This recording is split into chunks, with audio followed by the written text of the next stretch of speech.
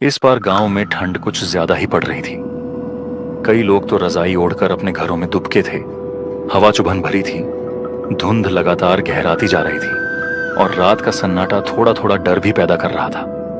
सब कुछ शांत था, पर उस खामोशी के भीतर एक अजीब सी बेचैनी तैर रही थी, मानो रात खुद कुछ कहने वाली हो।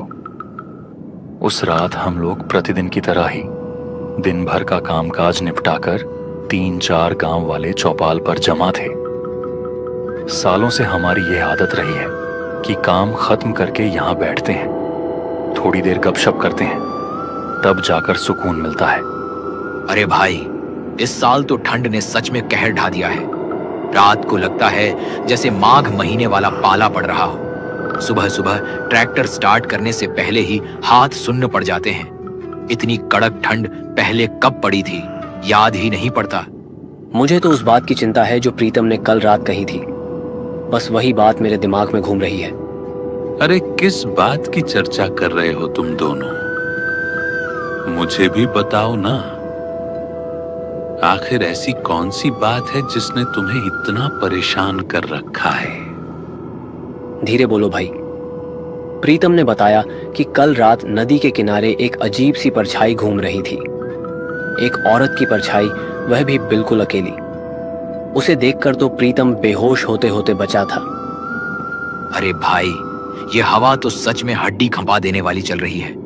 और देखो, काफी रात भी हो गई, लेकिन अपना कहानी वाला धर्मपाल काका अभी तक आया ही नहीं। उसे तो अब तक पहुंच जाना चाहिए था। काका के बिना तो चौपाल का माहौल जमता ही नहीं। अरे देखो, शायद धर्मपाल काका आ रहे हैं। सबकी नजरें अंधेरे में टिकी थीं। धुंध इतनी घनी थी कि कुछ भी साफ दिखाई नहीं दे रहा था। तभी दूर से एक आकृति धीरे धीरे उभरती हुई दिखाई दी। करीब आने पर पता चला वह कोई और नहीं, गांव के कहानी सुनाने वाले धर्मपाल काका थे।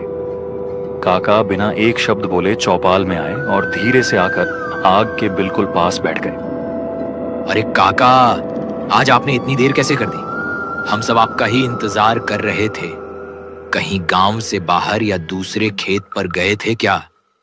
अरे दिनेश, थोड़ा खेत पर काम था रे, वही निपटाते निपटाते देर हो गई। और इस बार तो ठंड भी बहुत ज्यादा पड़ रही है। अरे सोनू, तू जा जरा शिवू की दुकान से चाय लेकर आ। चाय नहीं होगी तो कहानी में मजा कैसे आएगा? आप सही बोलते हो काका।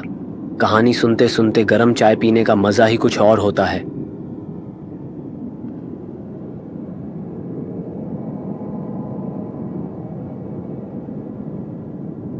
और आपकी कहानियां तो एकदम सच्ची लगती हैं काका। ऐसा लगता है जैसे सब कुछ अपनी आंखों से देख रहे हों। बस कर रे जहीर, तू मेरी इतनी तारीफ मत कर। आज जो कहानी मैं तुम सबको सुनाने वाला हूँ वो कोई आम कहानी नहीं है। ये मेरी आंखों देखी सच्ची घटना है जो मेरे साथ तब घटी थी जब मैं बस 27 साल का जवान लड़का था। और सुन, ये ऐसी बात है, अगर तुम इसे अकेले सुन लोगे ना तो तुम्हारी रूह तक कांप जाएगी। अरे काका, आप अपनी कहानी सुना भी दीजिए। तो सुनो, ये उस समय की बात है जब मैं करीब 27 साल का नौजवान था। उस रात मैं एक रिश्तेदार के यहाँ दावत में गया था। सब कुछ ठीक था, बातें, लोग, रौनक भी। लेकिन जब मैं वहां से वापस लौट रहा था तब तक रात बहुत गहरी हो चुकी थी और पिछले 2-3 दिनों से लगातार बारिश हो रही थी। उस दिन भी मौसम कुछ ठीक नहीं था। बारिश का मिजाज भी बड़ा अजीब था। एक पल जैसे पूरी तरह थम जाती और अगले ही पल अचानक पूरी तेजी से जोरों से बरसने लगती। ऐसा लगता था जैसे आसमान भी कुछ कहना चाहता हो। मैं थोड़ा आगे बढ़ा तो मुझे सामने एक चाय की दुकान दिखाई दी। मैं धीरे धीरे उसकी तरफ चल पड़ा। सोचा चाय पीकर थोड़ी गर्माहट मिल जाएगी। लेकिन अजीब बात यह थी कि उस चाय की दुकान को छोड़कर इस रास्ते पर दूर तक कोई दुकान नहीं थी। आसपास कोई आदमी भी नजर नहीं आ रहा था, सिर्फ दूर दूर तक सन्नाटा। बाहर बिजली कड़क रही थी पर बारिश अब भी तेजी से गिर रही थी। इस सुनसान माहौल में मुझे भी हल्का हल्का डर लगने लगा। मैं उस सुनसान चाय दुकान में चुपचाप बैठा ही था, तभी अचानक एक बूढ़ी औरत मेरे बिल्कुल पास आकर रुक गई। वह कुछ पल तक मुझे बस घूर ही रही और फिर धीमी कांपती हुई आवाज में बोली, अरे बेटा, जरा एक बात कहूँ, थोड़ा आगे तक छोड़ देगा क्या? यह रास्ता बहुत सुनसान है, अंधेरा भी घना हो गया है, अकेले जाने से डर लग रहा है। बरसात में पैर फिसलते रहते हैं, ऊपर से मैं बूढ़ी अम्मा हूँ, पैर भी अब पहले जैसे नहीं चलते। बस थोड़ा साथ चल दे बेटा। आप किस तरफ जा रही हैं अम्मा? बेटा, मुझे पुरानी हवेली के पास जाना है बेटा। अम्मा, मैं तो चौराहा पुल जा रहा हूँ। तू किस रास्ते से होकर जा रहा है? वह पुल वाला रास्ता है क्या? हाँ अम्मा, पुल वाले रास्ते से ही जा रहा हूँ। पर आप ये क्यों पूछ रही हैं? हाँ, वह रास्ते का पुल डूब गया होगा। मैं उसी पुल से आया था तब ठीक था, शायद कल पानी में डूब गया होगा। पानी भी तो लगातार हो रहा है। एक और रास्ता भी है जिससे तू और भी जल्दी चौराहा पुल पहुंच जाएगा। बस आगे थोड़ा सा जंगल पार करना पड़ेगा। यह सुनकर मैं काफी खुश हो गया था, लेकिन एक पल के लिए तो लगा था कि पुल डूब गया है और अब घर कैसे जाऊंगा। तभी मैंने उस बूढ़ी अम्मा से कहा, ठीक है अम्मा, चाय पी लेता हूँ, फिर चलते हैं आगे। फिर मैं और वह बूढ़ी औरत अपने मंजिल की ओर निकल पड़े। रास्ता पूरा सुनसान था। पहले से बारिश थोड़ी कम हो चुकी थी, लेकिन बिजली लगातार कड़क रही थी। थोड़ी दूर जाने के बाद बूढ़ी औरत बोली, बेटा, यही जंगल वाला रास्ता है। अम्मा, आपका घर और कितना दूर है? बस सामने ही है। जंगल का रास्ता पकड़कर हम आगे बढ़ते गए। हर कदम के साथ ऐसा लग रहा था जैसे अंधेरा हमें निगलता जा रहा हो। चारों तरफ घना जंगल था। पेड़ों की टहनियां हवा में ऐसे झूल रही थीं जैसे कोई परछाई हमें देख रही हो। दूर से जानवरों के चिल्लाने की आवाजें पूरे जंगल में गूंज रही थीं, और वो आवाजें जितनी दूर से आती हैं उतनी ही करीब महसूस होती हैं। ऊपर से मैं एक अनजान व्यक्ति के साथ जा रहा था। उसके कदमों की आहट शांत थी, इतनी शांत कि अजीब लग रही थी। मुझे डर लग रहा था, दिल जोर जोर से धड़क रहा था, लेकिन मैं कुछ कर ही नहीं सकता था। बस आगे बढ़ना ही मेरी मजबूरी थी। अचानक बारिश और तेज हो गई। हवा के साथ साथ बारिश की बूंदें भी देह पर तीर की तरह लगने लगी। उस तेज तूफान में वो बूढ़ी औरत अचानक रुक गई और मुझे बोलने लगी, बेटा, और 2 कदम चलने के बाद मेरा घर आ जाएगा, और बारिश भी काफी तेज गिरने लगा है। तुम इतनी बारिश में आगे नहीं जा पाओगे। तुम मेरे घर आज रुक जाओ, कल सुबह निकल जाना। ठीक है माँ। बस 2 ही कदम चले होंगे कि हम उस बूढ़ी औरत के घर पहुंच गए, लेकिन मैं भी घर को देखकर हैरान हो गया था। इतने सुनसान जंगल में ये बूढ़ी औरत अकेली रहती है? मुझे विश्वास नहीं हो रहा था। वैसे अम्मा, अभी आप कहाँ से आ रही थीं? अरे, मैं अपनी बेटी के घर से लौट रही थी। मैं मन ही मन सोचने लगा, कोई बेटी अपनी माँ को इतनी रात को थोड़ी छोड़ सकता है? मुझे इस बात पर बिल्कुल भरोसा नहीं हुआ, और बारिश से रुकने का नाम नहीं लिया। आसमान काली घनी घटाओं से ढका रहा। बारिश लगातार गिर रही थी। तभी एक जोरदार बिजली गिरी, जैसे सब कुछ शांत हो गई।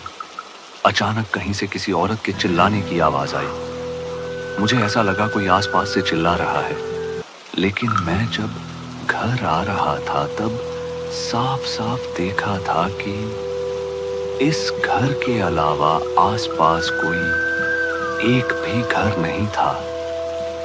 फिर ये किसकी चिल्लाने की आवाज थी? अम्मा, घर में और भी कोई है क्या? नहीं बेटा, घर में तो कोई नहीं है। इस पूरे जंगल में मेरा ही अकेला घर है। लेकिन अम्मा, मैंने तो किसी लड़की के चिल्लाने की आवाज सुनी थी। अरे बेटा, आपका वहम होगा। किसी के चिल्लाने की आवाज तो नहीं आई थी। मुझे यहाँ पर सब कुछ अजीब लग रहा था, जैसे कि यह सब कुछ कोई करवा रहा था। हम दोनों वहीं खड़े बातें कर रहे थे कि अचानक मेरी आंखों के ठीक सामने से एक लंबा सा झुका हुआ साया तेजी से सरकता हुआ जा रहा था। उसकी हरकतें इंसान जैसी नहीं थी, और एक पल को लगा जैसे कोई डरावना साया की तरह गुर्राता हुआ जीव अंधेरों में छिपकर हमें देख रहा हो। वो बूढ़ी औरत ठीक मेरे सामने खड़ी थी। उसकी नजरें ऐसी थीं मानो सीधे मेरी आंखों में घूर रही थी। तभी अचानक आसमान चीरती हुई एक जोरदार बिजली गिरी। इस एक झटके के लिए वह बूढ़ी औरत का हुलिया एक भयानक रूप में तब्दील हो गया। उसकी आंखें भूत जैसी लाल हो चुकी थीं और शरीर जगह जगह से कटा पटा था। तभी हवा में धूल का एक भभका उड़ा। थोड़ी ही देर पहले मैंने एक पल में जो देखा, उसका मौका देखते हुए मैं जितनी तेज दौड़ सकता था उतनी तेज दौड़ा, जब तक कि वह भयानक जंगल पार नहीं हुआ। बारिश रुकने का नाम ही नहीं ले रही थी और बिजली भी बार बार कड़क रही थी।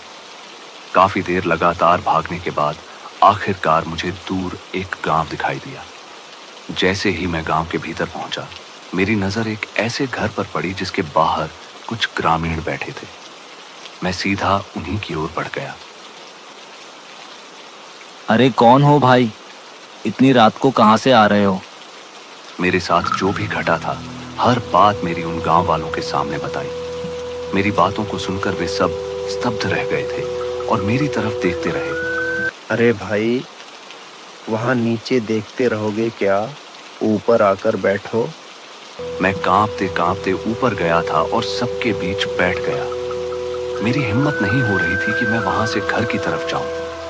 आज मेरे साथ जो हुआ था वही बार बार जहन में घूम रहा था और उसे सोच सोच कर मेरा डर और बढ़ रहा था।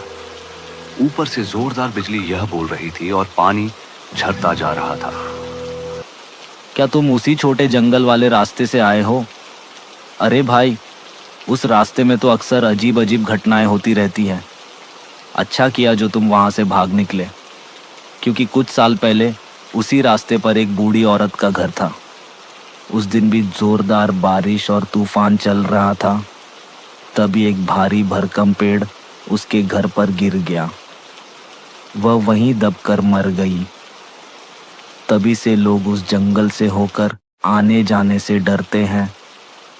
उस रास्ते की रात में तो हवा भी अजीब सी लगती है।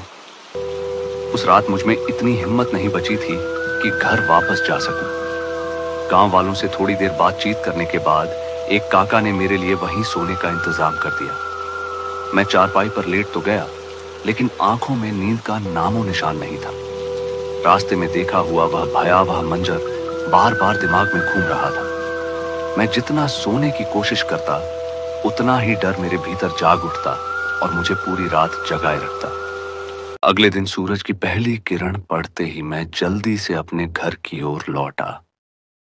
रात का डर अभी भी मन में ताजा था, इसलिए गांव से निकलते वक्त भी मेरे कदम अपने आप तेज हो गए।